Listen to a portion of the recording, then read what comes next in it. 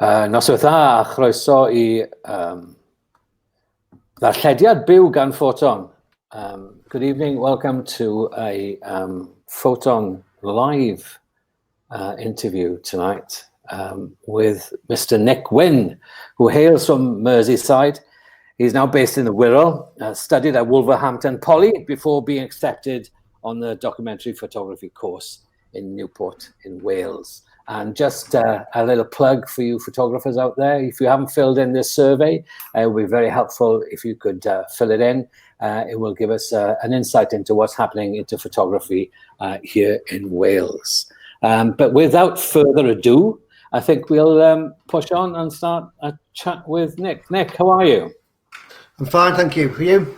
Well, how are you coping with the lockdown? Okay, it's fine. It's quite relaxing, really, to be honest. But yeah, I'm busy scanning work, and yeah, it's okay. It's not too bad. Good stuff. I suppose there is a Ffoton interview with you on the Ffoton website at the moment. We did up in North Wales, and I won't sort of dwell with your sort of with your backstory, but there's one particular part of your backstory which I find intriguing, and that's when you went as a 21-year-old to Arizona. Yes. Tell me about it. It started off really well. I'd seen a documentary in the late 80s on a prison in Arizona State Penitentiary, and they were running a program on for young offenders. And it was called Vision Quest, and the idea was that they would go out into the wilderness, capture a wild horse, bring it back, break it in, and keep it, and then eventually sell it on. That was what I understood the program was about, and it interested me enough to write to the governor of the prison and ask if I could go out there and take some pictures. And I didn't think I'd hear any more after that, to be fair, but a couple of weeks later we got a letter saying, yeah, come along. So that was it. I bought a ticket and went. And I did go to the prison, but it was the journey to the prison that ended up being what happened. The prison didn't really materialise. I went in there for a day or so, and I was shown around the place as if I was a tourist, really looking at the place, and it wasn't really what I thought. I thought, to be fair, they might give me my own cell for a week, and I thought I'd be able to have the free run of the prison, but it didn't work out like that. So I took plenty of pictures on the way and had a bit of an adventure on the way, really. So that was my time. Right, right. So, 21-year-old, were you a little green around the gills before? Oh yeah, completely. Yeah, I basically just begged, borrowed, and stole to get the ticket there. I flew into JFK, arrived with £500 and or $500 it was, and I thought I would just literally buy a car at the corner. I thought there'd be some sort of Danny DeVito character selling cars on the corner of the street. I thought I just go out and buy a car. Now that'll be it, and it wasn't like that at all. So I ended up basically hitchhiking from New York to New Jersey, and then sleeping rough in bushes and wherever I could in New Jersey. I was picked up by the police several times and taken out to fields and told to. Yeah, it was a bit of a wild time, but people were very helpful out there, and they'd kind of take me under their wing a bit. Okay. So that's what happened, really. Right. Okay. Well, Brian is driving things behind the scenes here. So, Brian, could you have that first photograph up, please? We have a collection of 16 photographs taken by Nick, and this one is intriguing to say the least. Where was this taken? That was taken at a place called Red Rock Farm in Arizona. I'd been driving for quite a while, and I had bought a car in New Jersey, and I arrived at this place, and I'd been sleeping in the car when I bought it. And when I eventually met these two guys, one was called Robert, who was standing there with his hand up, and the other guy's Alan, and I stayed with Alan. Well, when I arrived at the farm, I went to a bar because my car was on fire, and these guys were there. That's another story. But I was covered in flea bites, and they told me the way to get rid of flea bites was to wash in dog shampoo. So they took me to a levee and threw me in, basically. So this is before I got into the levee. But this guy who's standing up by the car window, Robert, was a bit of a drinker, and he couldn't swim. So it was a bit of a fun time, really, getting him into the levee as well. But he got in his Y fronts, which weren't particularly clean looking things. So yeah, that's what that is. That's me going to get a bath, basically. I mean, what sort of? I mean, I don't really like talking about kit, but what did you have? How many films did you have, or were you?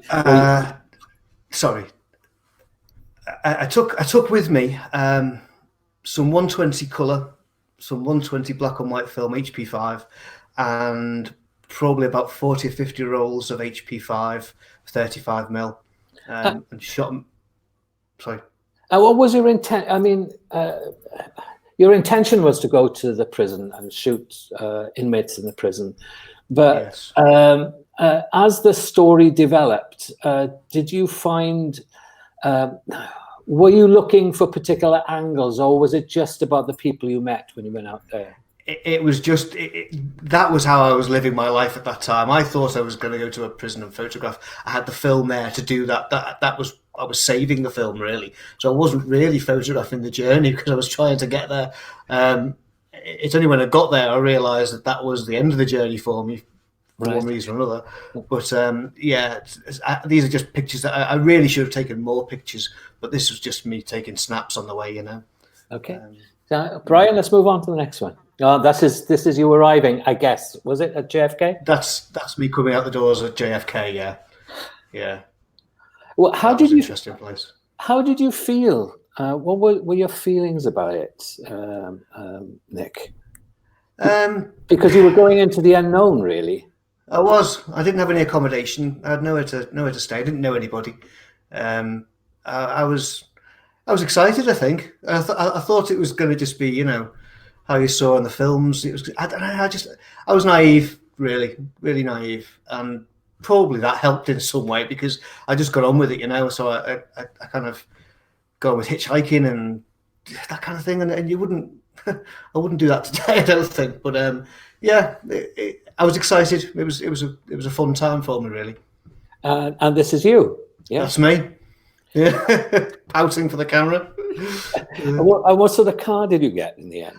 I got for $300. It was a 1982 Dodge Plymouth, and it was burgundy with red leather interior, and it was great.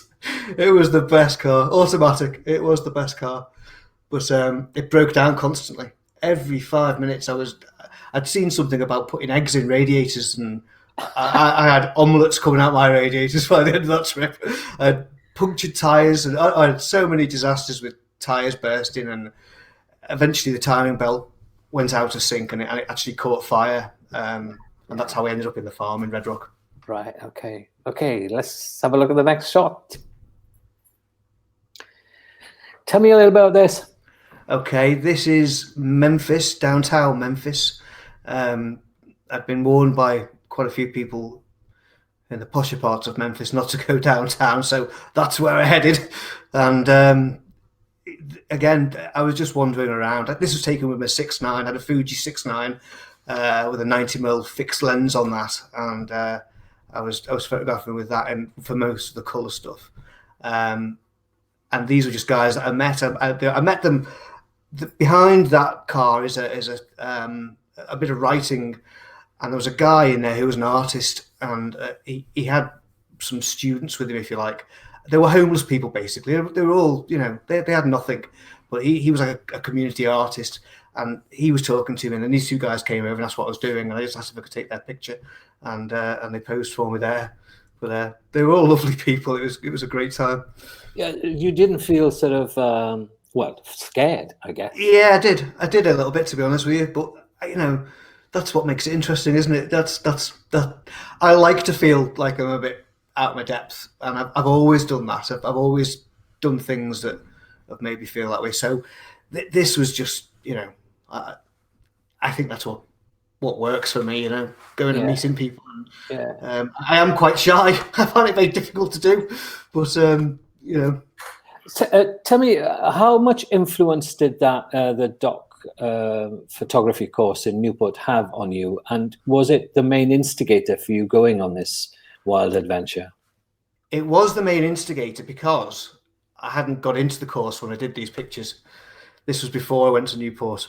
So I applied to Newport and didn't get in the first time round, and decided, sod it, I'm going to go to America. And then I went to America and then came back and eventually went onto the documentary course. Right. But I had been down to Newport a couple of times. I'd met students down there, and I was, I was thinking that way, I suppose. I love this shot. I mean, this is kind of real Americana here. Tell me a little about it. Again, this is that guy there is Robert, the guy that has the frog in his hand on the other picture. Right. So that's Robert, and the other guy next to him is called Rob. Robert lived next door to this bar in a caravan, basically, and this guy here was the son of the people that owned the bar. So he would go and just sit and spend his days there, and so would he. So that's basically what they did. But he'd been crippled somehow. I don't know what was wrong with him, but he walked terribly. So I don't know what happened to him, but interesting people. Right. Were there any sort of, I'm just picking something up from the people who are actually watching this this YouTube, and a question that's come up here is, did Nick make work around Newport or the valleys when in Wales? I did photograph in Newport. Yeah, Newport, I seem to go off on a bit of a tangent. I don't think I really did what I was meant to be doing. Yeah, I keep looking for that work. I'm wondering where it is, because I don't think there's not an awful lot of it. I used to come home a lot, actually, and photograph in Liverpool when I was at Newport. Yeah. So I didn't do an awful lot there. I did some stuff. Right. Some stuff. And any specific influences on the way you the way you photograph? Any specific photographers? There's lots of photographers I'm interested in and was interested in, but at the time, I was interested in Lee Friedlander and Gary Winogrand. Nicholas Nixon was another one. Robert Frank was another one. Kind of those kind of images were, just drew me there. Really, that's what I was looking to try and create my own thing. But right. There are influence I look at now and think I must have been looking at those books before I went. But yeah, there's so many amazing photographers, and especially being at Newport, and you get to see so much in the way of photography there. So I'm guessing you wanted to be a professional photographer then, Nick? Oh well, yeah, I did. Yeah, that was my plan. Right, but that never worked out. Okay, this picture. Tell me a little about this one. That picture is taken in a place called the Big Tech Steakhouse, and for about 400 miles, I've got a massive flyer. I think from Kentucky going towards Arizona, all I could see was adverts for this Big Tech Steakhouse, and the advert said that if you could eat a 72-ounce steak, you ate for free. And I was like, I could probably do that. And so I drove specifically to go and have this steak. And when I got there, it was so huge, I just thought there's no chance I'm doing that. But it was a really good place to eat. Yeah. Okay, let's move on.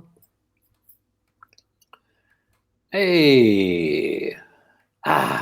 Now then, am I right in saying that this was actually taken at the penitentiary? That's the penitentiary, yeah. So these guys were working outside with the horses, and the guy on the right with the big hat, that was the governor that wrote to me and invited me over. And the other two are actually inmates. They don't look like they're inmates, do they? They look like they're at a holiday camp. But it was tough in that prison as well, from what I remember. Yeah. And I'm pretty sure I've got some film that hasn't been developed that's still got pictures on, because I remember taking pictures and I've never seen them. Right. Okay, have you still got the film? I've still got the films. Yeah. Well, I've got a lot of film undeveloped. Have you really? That's really interesting you should say that, because when I used to shoot a bit of film, I used to line them up on a shelf. And I think I actually have got a few films that I haven't developed, and I don't know why that's the case. Maybe I don't know. It's their kind of memories locked in somewhere. They're still in my head, you know. But is that the case with you? It is a bit. I'm also a bit worried about developing them, and I don't know how long to develop them for now, and I don't know whether they were overexposed, underexposed. I wasn't very good at keeping notes, you know. So I don't know. There's 70 or 80 rolls in a bag, which need to be processed. So maybe now lockdown time. Whoa. Right, so they were catching horses and bringing them to the... I mean, were they let out to go and catch the horses, I presume? I don't know. I mean, that was the problem, really. When I got there, like I say, I thought I'd be introduced to the whole programme and I'd go out and see these horses, see that process, and whether it actually happened or not, I don't know. But there were horses there. They were doing what they're doing there, walking them around, trying to break them in. So I don't know what the whole process was. I mean, I'm pretty sure that the documentary was saying that that's what was happening, and that's what I believed I'd see, but that isn't what happened. Another question has come up from our viewers. Do you look for atmosphere or just shoot what you see? I'm just taking pictures of what I see, really. I'm not looking for characters, and I'm not looking for, you know, decisive moments, really. I'm interested in photographing what's happening now as a record. So I'm not kind of, you know, I'm just photographing what's in front of me at the time. Okay. This photo is a standout photograph for me. I think this is just extraordinary. What's going on there? Well, where we were, or where I was staying, on the farm at night time, there'd be hundreds and hundreds of frogs on the road. And they were just literally target practice for these guys. So there was one in a bush making a racket while we were having a beer, and this guy got out his gun. I don't know what the gun was. I was told he had a Colt 45. Now I don't know if that is one or not, but it was a big gun, and I got to shoot it. Not that nice, but it was frightening. But that didn't last long. That frog. No, he looks in a bad way, that guy, to be honest. Yeah, he is. So did they accept you into their, because you were staying in these places? What did they think of this guy from Merseyside? I think they felt sorry for me, to be honest with you, because like I said, I turned up, my car was on fire, and I was staying, literally, I was staying in the car, and then the car caught fire. I had nowhere to stay. And I was sleeping outside this bar, and then I was sleeping rough. And then these guys said, "Listen, just come and stay with us." In fact, when I was at the farmer had offered me accommodation, which I did have, but I was scared to stay in it because I remember one night looking out the window, and lined up outside the window was 3 or 4 of these workers that worked with me, looking through the window, obviously because they were interested in seeing who was staying in this big trailer on his own, and it was a bit worrying. So these guys had come and stay with me, so I opted to stay with them. Yeah. What do you hope to do with these photographs? I know you're quite prolific on Instagram and you post a lot of stuff of your work on Instagram. What's your intention with some of these? Because I think they evoke a time and a place, and there's a really important story. Your story is attached to these photographs. What would you like to do with them, Nick? I'd like them to see them. That would be a result. But other than that, I don't know. I don't know. There's not enough work there, I don't think, to do anything with it. I mean, right. Okay.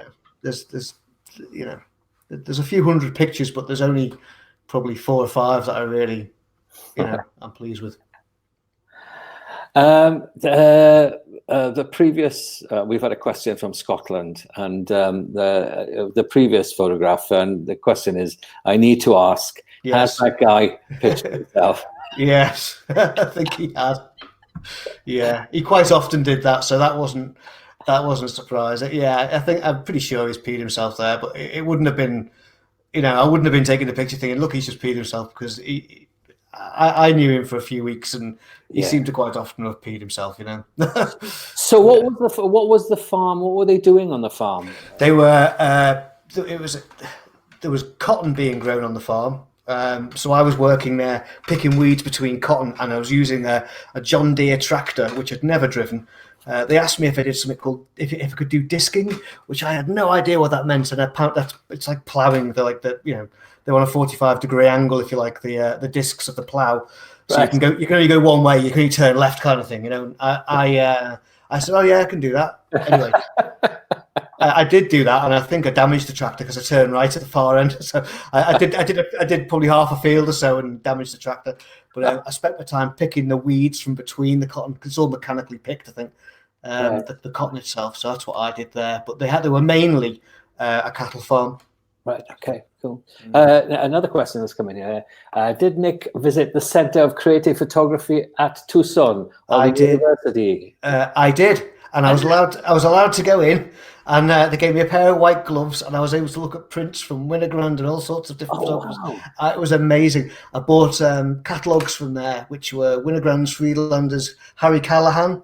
Right. Black and white stuff of ladies in the streets, amazing. But yeah, I couldn't believe it. I literally went in and said, "Can I look at the archives?" And they were like, handed me a pair of white gloves, opened up all these big boxes, and they spent the afternoon showing me prints. It was unbelievable. Yeah, fantastic. Yeah, fantastic. This next picture, this guy is quite important in your story, isn't he? Yeah. This is a guy called Alan Burlick, and that's Alan. And he basically was the guy at the bar who said, "Come and stay with me." And he lived literally on the farm in a concrete square box, which I think it was a room, and maybe there's a bathroom with a kitchen there. It was very, very basic. Don't think there was running water, but he lived there. I don't know what he did. He wasn't really a farmhand.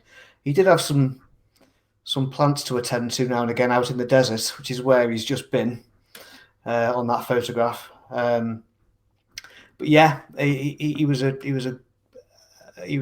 nice bloke. He took me in and he fed me steak every night. Yeah. I mean, you're talking about really quite poor people here then. Yeah, absolutely. They didn't have anything. I never saw him in anything other than what he's wearing there. A pair of shorts and a pair of socks. Yeah, he didn't have much at all. They had nothing. Right, okay. Let's move on. And who's this guy? That was what would be, I suppose, his stepson. So it was his girlfriend's son. Right. And he spent a lot of time just hanging around with us. Right. Okay.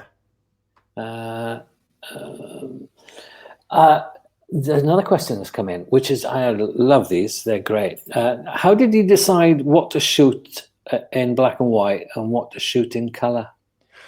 Well, good point. I didn't have a lot of color film with me. The color was all, I think, the color was pretty much all 6:9. I had a couple of rolls of 35mm, but it was nearly all 120 film. Right. So that was a big camera to be over my shoulder constantly, whereas the Leica was always there. It was just a point and shoot type camera, isn't it? So most of the stuff was on black and white 35mm, and right. It was just like sketches, aren't they? Really, it's just almost disposable. There's another question that's coming. I love these questions. They're great work. That's nice compliment. Your Instagram output is prolific. Are you working on multiple specific projects, or is it more of a visual diary? It's a visual diary, really. There's no projects. I mean, there are long-term projects that have been. I photograph in Birkenhead and Liverpool, and I've done that for 30 years. I photograph in North Wales, done that for 30 years. But I'm not photographing the homeless. I'm not photographing. There's no story. It's just what I see. It's just day to day, really. This looks a little dodgy. What's happening here? I think I was intrigued by the mobile phone. This policeman, I think it's like one of the first mobile phones he's holding. But this was basically, I arrived at in Lexington, Kentucky, for no reason other than I just arrived there. I didn't really have a plan. You see, I didn't have a set plan as where I was going. I was just driving, and I arrived here, and there was a roadblock, and they were making the film far and away. And they turned the streets into the film set before my eyes, sort of thing. So this was just me approaching the police and asking, "Can I go down there?" And that was it. So how long did you spend in the States, Nick? I think it was about 7 or 8 weeks. Wasn't that long, really. Felt longer. It felt like a lifetime, to be honest. Yeah. This is a very interesting character. Tell me about her. That was the barmaid that served me in Arizona in Red Rock Bar. She didn't own the place, but she was. I think she was very friendly with the owner. But the bottle of beer. I was trying to take a picture of the bottle of beer there because there was a guy called Randy who was an airline pilot, and he'd just flown into. He was the son of the farmer who owned the farm, which Red Rock Bar sits on. And Randy was this kind of, high-flying kid that came in, and he'd go to these different places, but he'd been somewhere, and he came back with a bottle of beer, and the bottle of beer was called Red Rock Beer, and that's why she's looking at that bottle. There was no other reason for that picture, really. But I don't think I even realised in the background that there was the picture of the girl and the kind of the motif in the background there, I thought that kind of mirrored her quite well. So. Did the whole thing... you had a bunch of films when you came home. How excited were you? And did you share these photographs when you went to Newport? Did you show these photographs to the people at Newport? I may have shown a few, but I've never printed any of them, to be honest. They've never been... There's been 1 or 2 prints, but I've never done it with them. So, no, I don't think so. I might have shown a few rough prints to try and get into Newport, but I never spent any time printing it, and I still haven't got any prints. I've just done some scans over the last year or two, and this is the result, really. Right. Okay.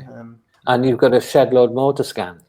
I've got a shed load more, but whether it's all America, I don't know. It's just probably random bits, Yeah. Brian and I were talking about this photo. We both love this photograph. Where was this taken?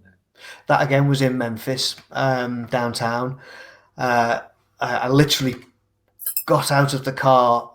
Again, it's like shanty towns, It was then. I've no idea how these places look now, but then it was just there was just nothing there apart from very rough accommodation, really. People sitting out on verandas and whatever, and then there was this kind of patch of waste ground, tires and pallets and things on it, and there were 3 guys there and a girl, actually, which I've got another picture of. And they saw me get out with me. And I obviously got out of the car and took all my rucksack with me and my cameras on my shoulder. And they called me over. And I thought, oh, do I do that? Do I go and sit with them? Drinking rum out of a bottle. Yeah. And they were very welcoming. So sat with them for a little while and took a few pictures. Right. I mean, you were quite brave to go on this journey. What did you learn from it, not only as a human being, but as a photographer?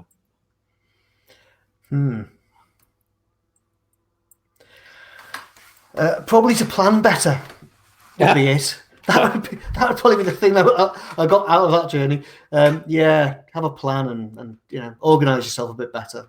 Because I didn't organise that at all, I just literally winged it, got in a car and went. Yeah. And the pictures are more for me, about my time surviving that journey rather than the actual project I went to try and photograph. Yeah. But, plan better. Go ahead, sorry. Sorry, this guy here is an Indian guy, and the guy with the car under the tree. Right, okay. That one there. I met him. I was just reading a sign which said, "Don't pick up hitchhikers." And as I looked at it, I saw this guy walking down this long stretch of empty desert road with a bin bag over his shoulder with his hand out. And I thought, oh, right. So I stopped, and he said, "Give me a lift." So I gave him he said, "Get in the car, we're driving along." And I said, "Where have you been?" He said, "I've just got out of prison." So I was like, oh my God. That's why it says don't pick up hitchhikers, it's a prison, penny dropped. And he was in the car with me for about 3 hours. I basically took him back to his wife and kids on the reservation. That was his car, which he loved.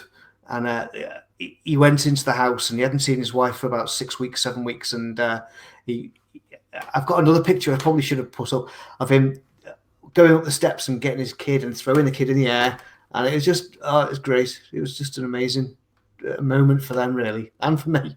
And again, he offered to let me stay there, you know, and I was like, oh no, I've got to go. So I missed lots of opportunities because I thought I was going to end up in the prison, and I should really have taken more time to spend with the people that were good to me, and that's probably one of the regrets I've got there. Right. Okay. Cool. Well, that's absolutely fabulous. I thoroughly enjoyed our conversation. Thank you. Me too. And I really do like your pictures a lot. They're very, very good. And this and the added bits of story you tell as well, which make it come to life even more. And you should make something of them, Nick, because I think they're of value, and they are of a time and of a place. What, out of interest, what year was this? 92. 92. Yeah, 92. Okay. Okay. Well, I think we'll sort of we'll draw things to an end. And I really enjoyed your company, and I've really enjoyed talking about pictures, which is you too. what it's all about. Thank you for your time. Cheers. Cheers. Thank you very much, Nick. Bye. Bye. Bye. Well, there we go, guys. That was Nick Wynne talking about his photography. Follow him on Instagram. Well worth a follow. He's prolific on Instagram. And it was a great joy to speak to him. And if you remember, guys, is to fill in that photography survey, Wales 2020. Be good to have your thoughts about photography in Wales. Thank you very much, and we'll be with you on Thursday. We've got a nice conversation happening on Thursday with UN of photography, which that should be a lot of fun as well. Cheers, thanks.